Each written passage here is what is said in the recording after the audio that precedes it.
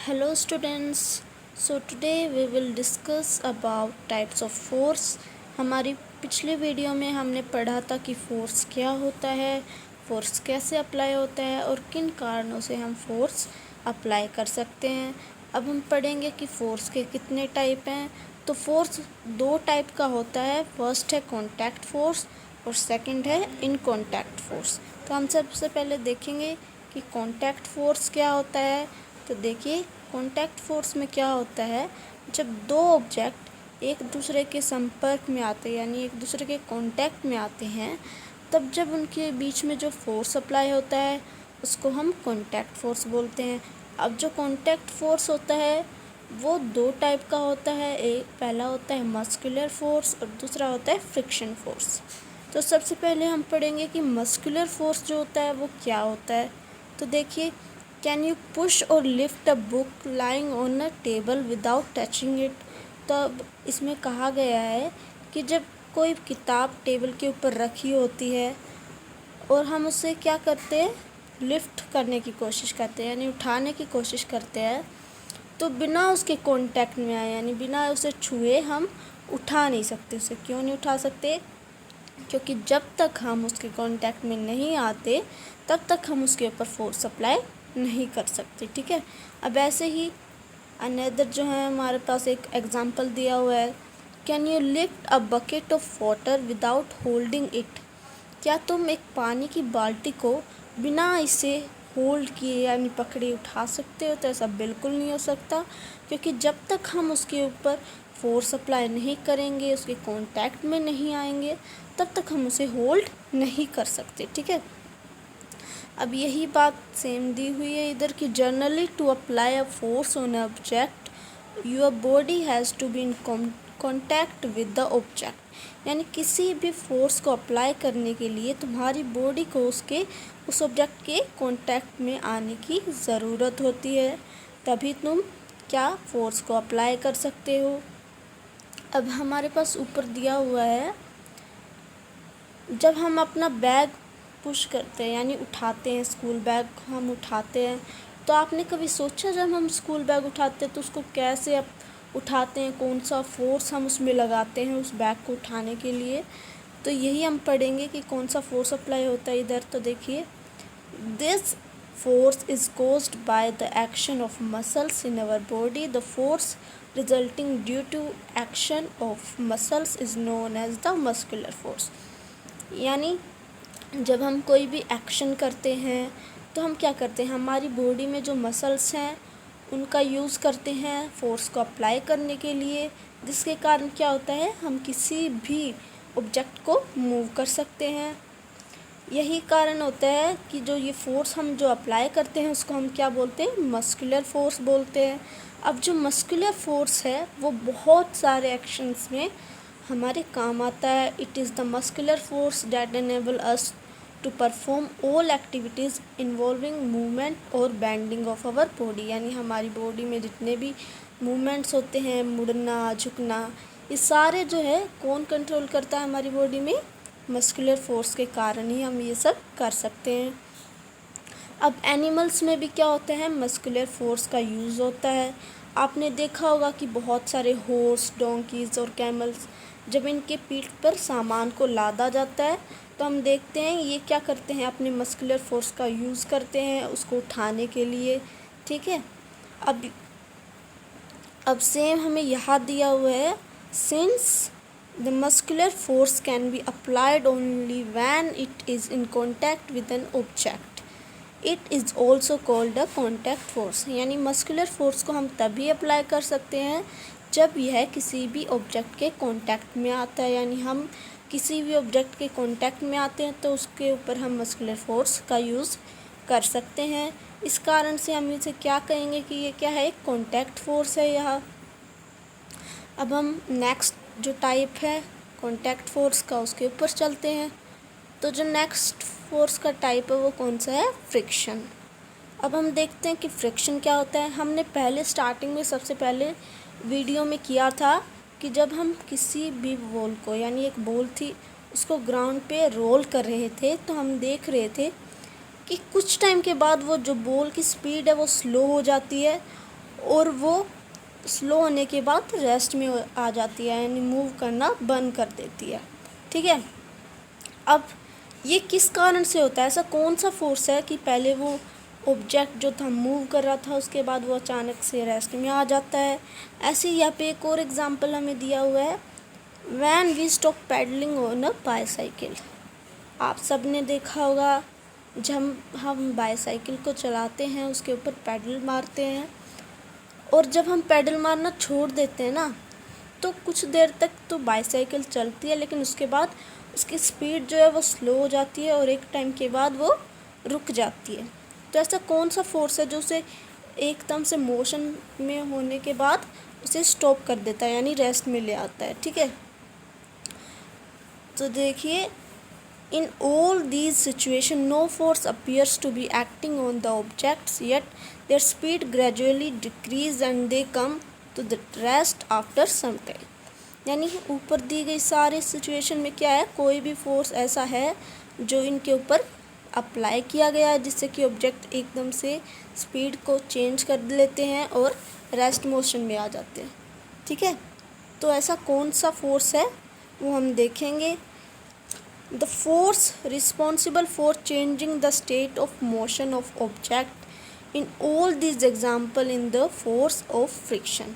यानी ऊपर हमने जितने भी एग्जाम्पल किए, बाईसाइकिल वाला किया, बॉल वाला किया, उन सब का जो स्टेट ऑफ मोशन, जब उनका मोशन जो है वो चेंज हो रहा था, उसका कारण क्या था, फ्रिक्शन। यानी उनके बीच जो फोर्स अप्लाई हो रहा था वो क्या है, फ्रिक्शन। हम इसको फ्रिक्शन बोलते हैं। ठीक है, it is the force of friction between the surface of the ball and the ground that brings the moving ball to rest. यानी ये जो फ्रिक्शन है, फर्स्ट हमने जो एग्जाम्पल किया था उसमें क्या था, जो फ्रिक्शन था वो किसके बीच में लग रहा था, ग्राउंड और बॉल के बीच में वो अप्लाई हो रहा था। ठीक है, यानी ग्राउंड और बॉल के बीच जो फोर्स लग रहा था उसको हम बोल रहे थे फ्रिक्शन। और फ्रिक्शन क्या कर रहा था, किसी भी ऑब्जेक्ट को मोशन से रेस्ट में लेके आ रहा था। ठीक है, यानी उसकी मोशन की स्टेट जो है वो चेंज कर रहा था।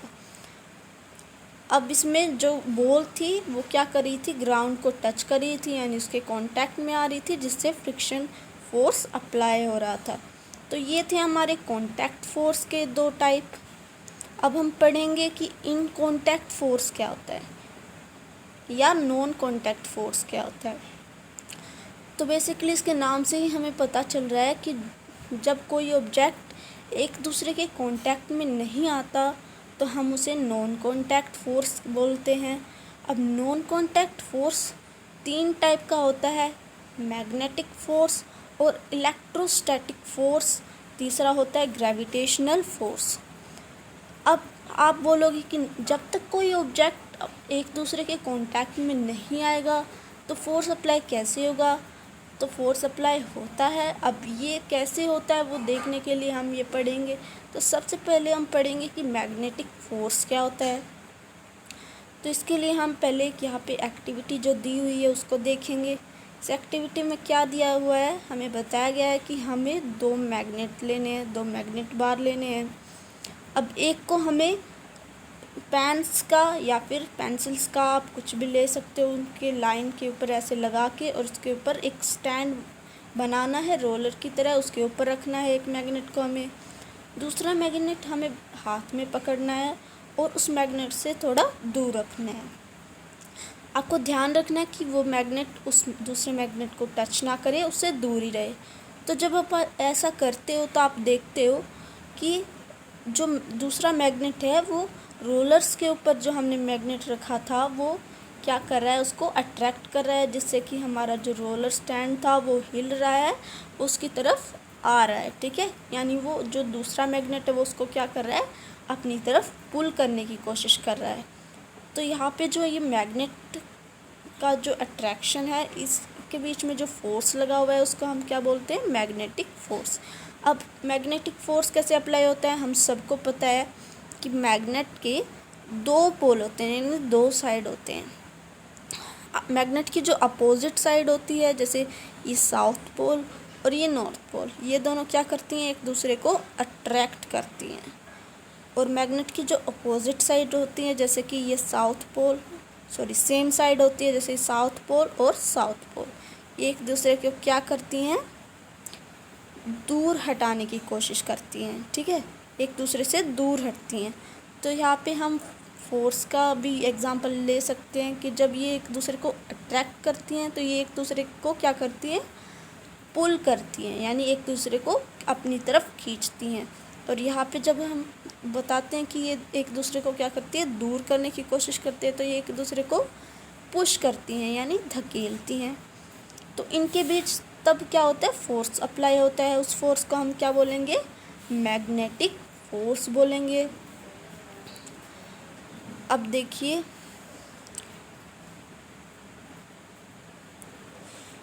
you have learnt in class 6 that like poles of two magnets repel each other and unlike poles attract each other। जो मैंने अभी सेम आपको बताया था कि जो एक दूसरे से अपोजिट जो साइड्स होती हैं वो एक दूसरे को अट्रैक्ट करती हैं, और जो सेम साइड्स होती हैं वो एक दूसरे को डिस्ट्रैक्ट करती हैं, यानी दूर जाती हैं। ठीक है, तो जब हम ये करते हैं, जब दो मैग्नेट आपस में एक दूसरे को अट्रैक्ट करते हैं तो उसे हम क्या बोलते हैं, उनके बीच कौन सा फोर्स अप्लाई हो रहा है, मैग्नेटिक फोर्स अप्लाई हो रहा है।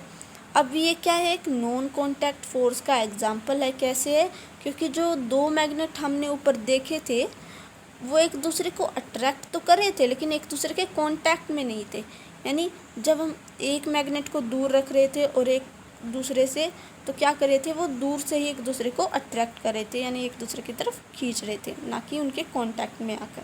ठीक है, तो इसलिए हम कह सकते हैं कि ये क्या है, एक नॉन कांटेक्ट फोर्स का एग्जाम्पल है। अब ये तो था हमारा नॉन कांटेक्ट फोर्स। अब हम देखेंगे कि इलेक्ट्रोस्टैटिक फोर्स क्या होता है।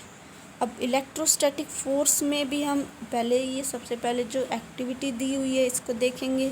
अब इस इलेक्ट्रोस्टैटिक फोर्स में क्या है कि हम एक स्ट्रॉ लेते हैं। ठीक है, अब स्ट्रॉ को हम हाफ इक्वल पीसेस में कट कर लेते हैं, एक को हम रस्सी की हेल्प से बांध लेते हैं। ठीक है, और दूसरे को क्या करते हैं, पेपर से रब करते हैं।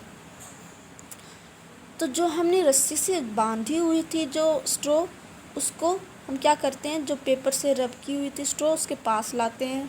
तो हम देखते हैं कि वो दोनों एक दूसरे से क्या करिए, अट्रैक्ट हो रही हैं। ठीक है, एक दूसरे के पास आने की कोशिश करिए। अब ये किसके कारण हो रहा है, क्योंकि जिस स्ट्रॉ के ऊपर हमने क्या किया था, पेपर को रब्ड किया था, उसके ऊपर चार्ज गेन हो गया था, यानी उसने चार्ज को गेन कर लिया था, जिससे कि जो अनचार्ज जो स्ट्रॉ थी वो उसे अट्रैक्ट हो रही थी, यानी उसके पास आ रही थी।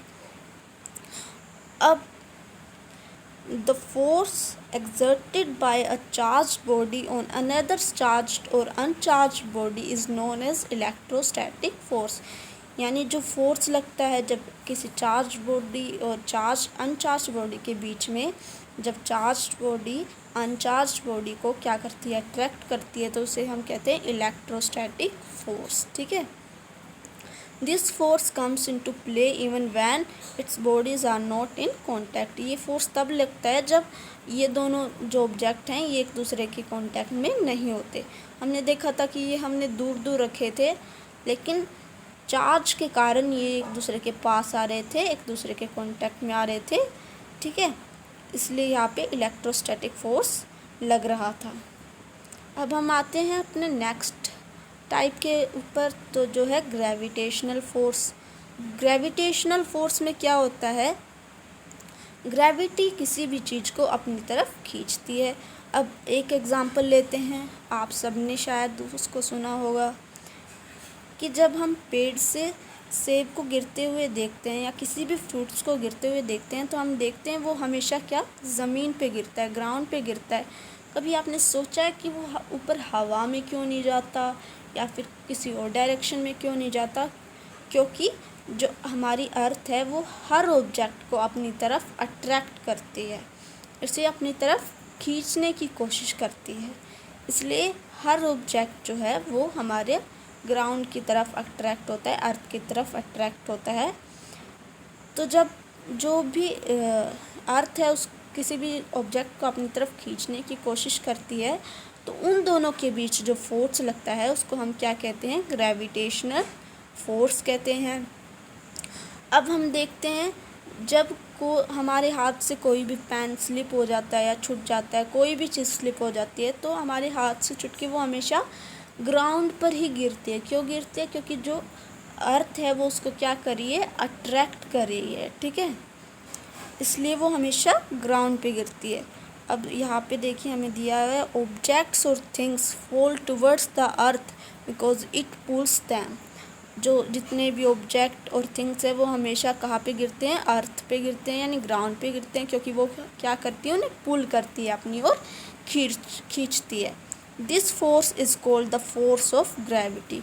ये जो फोर्स अप्लाई होता है ग्राउंड और ऑब्जेक्ट के बीच में, ये क्या होता है, फोर्स ऑफ ग्रेविटी होता है। और जस्ट ग्रेविटी, या फिर हम इसे सिर्फ ग्रेविटी भी कह सकते हैं। अब किसी भी चीज़ को वो क्या करी थी, अपनी तरफ अट्रैक्ट करी थी, तो इसलिए हम इसे अट्रैक्टिव फोर्स भी बोलते हैं, ठीक है।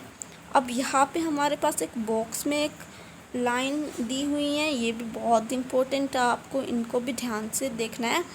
Gravity is not a property of the earth alone, in fact every object in the universe whether small or large exert force on every other object. This force is known as the gravitational force. यानी gravity में सिर्फ अर्थ ही अकेली नहीं है जो objects को क्या करती है, अट्रैक्ट करती है। ऐसे बहुत सारे यूनिवर्स में प्लैनेट्स हैं जो एक दूसरे को अट्रैक्ट करते हैं, या छोटी या बड़ी चीज़ उनको अट्रैक्ट करते हैं।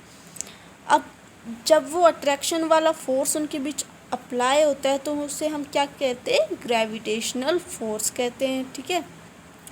तो ये थे हमारे types of force in contact और कॉन्टैक्ट। अब हमारा नेक्स्ट है प्रेशर। प्रेशर को हम अपनी नेक्स्ट वीडियो में करेंगे। और अगर आपको ये वीडियो पसंद आए तो प्लीज़ इस वीडियो को लाइक कीजिएगा, मेरे चैनल को सब्सक्राइब कीजिएगा, and don't forget to comment. तब तक के लिए bye bye, thanks for watching.